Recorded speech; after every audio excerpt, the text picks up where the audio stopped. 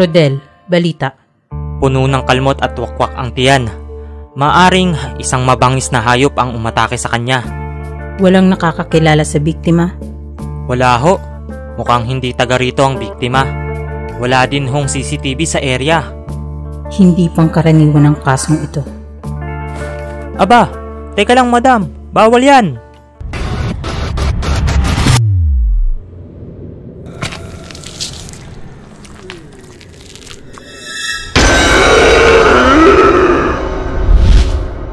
Aswang.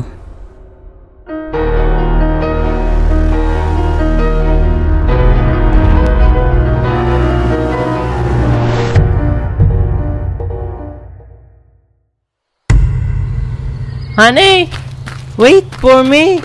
Ba't ka pa kasi sumama?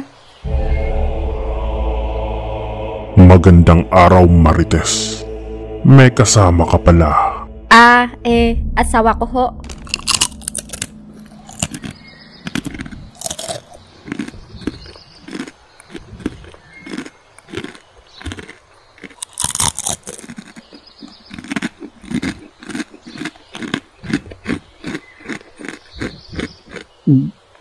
Sir, ito na po yung suma na in-order ninyo.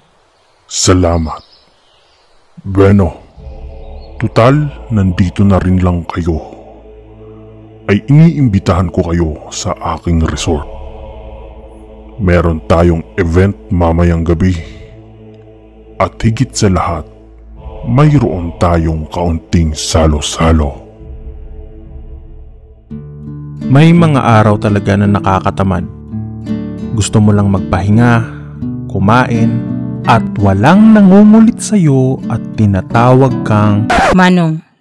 Welcome sa Hacienda del Rio. Ako si Victorino, ang owner ng resort na ito. At sinisiguro ko na hinding-hindi nyo pagsisisihan ang pagpunta rito. Honey, ang swerte natin. Siya si J.R. de la Cruz. Natagpuan ang bangkay niya sa may sitio Kalumpang noong isang linggo. Hindi nila matukoy kung anong nangyari sa kanya. Pero ako, alam ko. Dahil nahawakan ko siya. Aswang. Aswang ang pumatay sa kanya. aswang.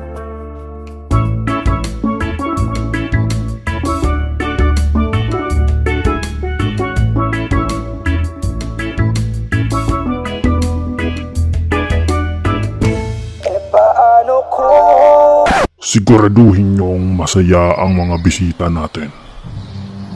Tamang-tama ang dating nila. Marami tayong maihahanda sa ating fiesta mamaya. Hay naku manang, sa laki ng probinsyang ito, saan natin hahanapin ang aswang na yun? Tsaka tinatamad ako. Gusto ko nga pumunta ng resort eh. Sa Hacienda del Rio Resort. Resort? Di mo naman kaagad sinabi. Oh, tara na.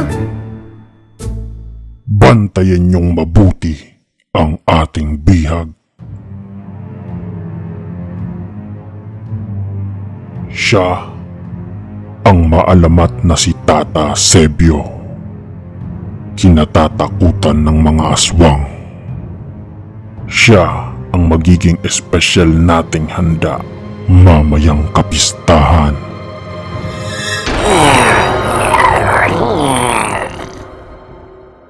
Siya si Victorino Saturnino. Siya ang may-ari ng resort. Doon din nagtatrabaho si JR. Teka, paano mo naman naisip na doon galing yung aswang na umatake kay JR?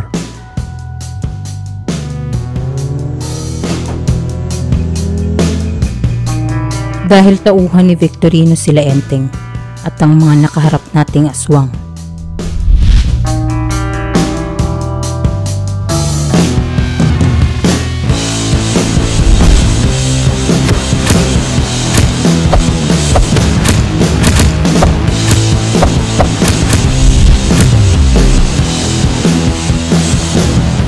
Ako, si Batman.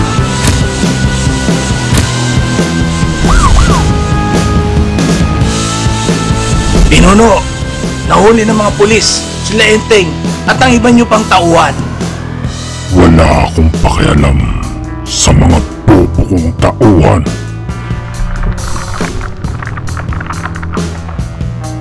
Sila po ang nakalaban nila Enteng. Kabenjo ang pangalan niya. Kabenjo. Maghaharap din tayo sa takdang panahon.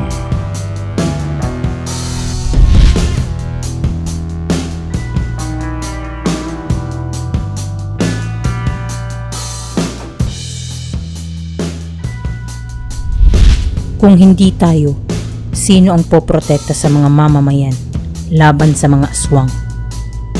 Wow! Superhero yarn?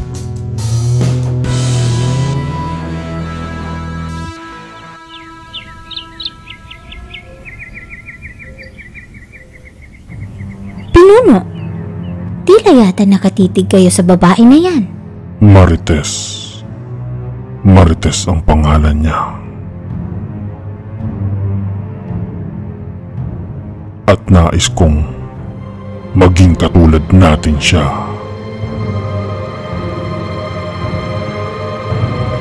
Corazon, ikaw na ang bahala sa kanya. Masusunod, Pinuno.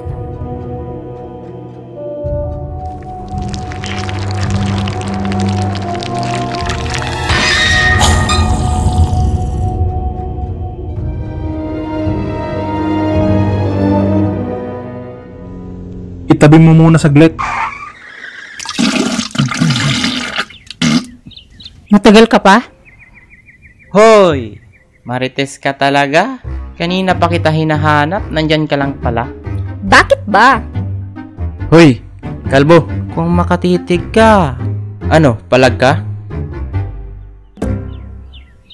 Ma'am, pinabibigay ho ni boss? Baka raw nagugutom na kayo. Sakto pala dating ko.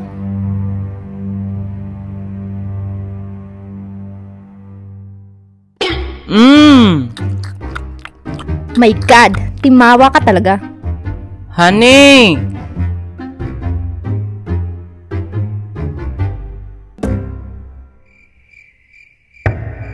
Nandito na tayo. Honey, ang sakit ng tiyan ko. Ano ba yan? Ba't ka ba naglalaway? Honey, pakagat nga. Ano bang nangyayari sa'yo, ha? Honey! Huwag mo akong sinisigawan, ha? Honey, sorry na. Dito ka lang. Magandang gabi.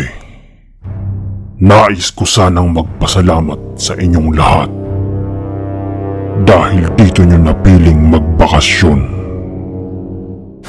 Sabihin mo, ano ang kaganapan dito? Sino ka?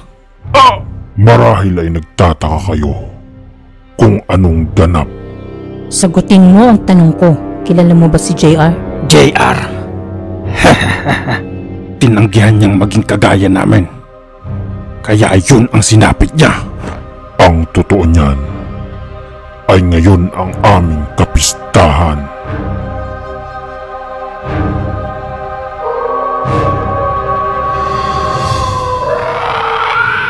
Sabihin mo, ano ang nangyayari dito? At kayo na aking mga panauhin, ang aming mga pagsasaluhan. Hindi ka na makakaalis dito!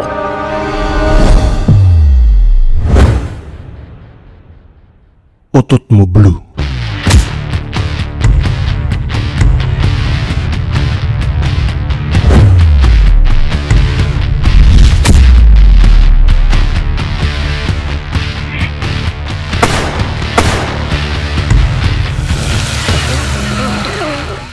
Gumagana nga ang orasyon mo sa mga bala ko.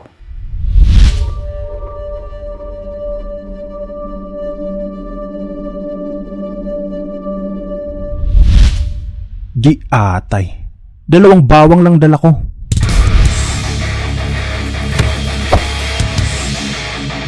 Sino kayo? Sino ka? Who you? Mga kalaban!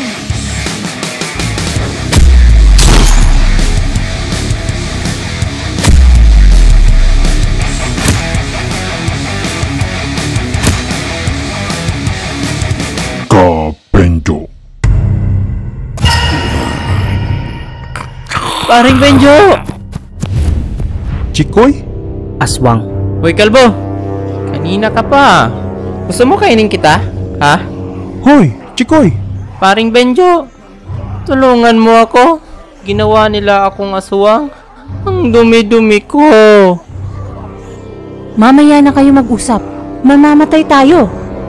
Sino ba kasama mo? Si Mrs. Teka, nasan si Mrs.? Kontrolin mo ang sarili mo kung gusto mo pang maligtas ang misis mo. Tumahimik ka, kalbo. Ako nga pala si McCoy. Tama si McCoy. Wala nang ibang paraan kundi labanan ng mga aswang. Tapusin sila. Kung ganun, di... Assemble!